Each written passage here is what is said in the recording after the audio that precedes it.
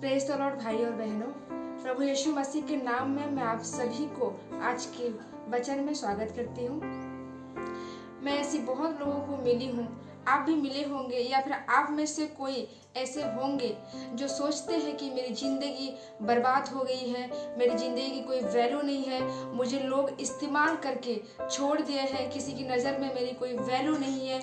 ऐसे सोचते हैं, मेरी ज़िंदगी अंधियारा से भरी हुई है, मेरी ज़िंदगी कोई मूल्य नहीं है, कोई मुझे पूछता नहीं है, मेरी ज़िंदगी डूब गई है समस्या में, कर्जे में या फिर बहुत सारी बातों में मेरी ज़िंदगी डूब गई है। ऐसे सोच विचार आकर बहुत सारे लोग बहुत गलत कदम उठा लेते हैं, यहाँ तक कि लोग सुसाइड करने का कदम भी उठा लेते हैं।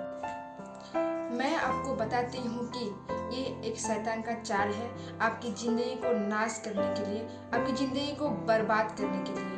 लेकिन मैं बता रही हूँ, अगर आप जिंदा हैं और ये वचन सुनकर समझ जाएंगे तो आप नाश नहीं होंगे, बल्कि एक नए सृष्टि होंगे और अनंत जीवन प्राप्त करेंगे। जब हम उत्पत्ति का पहला अध्याय देखते हैं तो वहाँ पे भी पृथ्वी का कुछ ऐसा ही हाल हुआ था। उत्पत्ति का पहला अध्याय 2 वचन, पृथ्वी बेडौल और सुनसान पड़ी थी और गहरे जल के ऊपर अंधियारा था तथा परमेश्वर का आत्मा जल के ऊपर मन रहा था।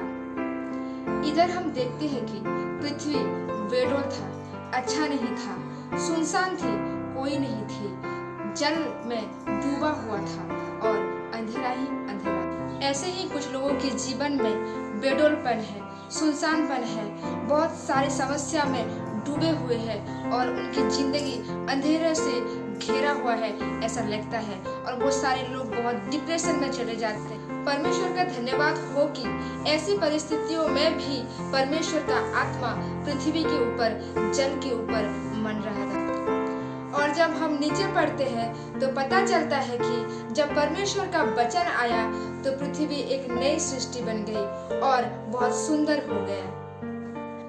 मैं परमेश्वर का दासी आज आपको कहती हूँ, आप जैसे भी हो, आपकी जीवन जैसी भी हो, अगर परमेश्वर का आत्मा आपके ऊपर आ जाए जैसे पृथ्वी के ऊपर, और परमेश्वर का वचन आप में आ जाए जैसे पृथ्वी में आया और आपकी जिंदगी में भी ऐसे ही काम करे जैसे वहाँ पे काम किया था, तो आप नाश नहीं होंगे परंतु एक नई सृष्टि होके अनंत जीवन प्राप्त करेंगे।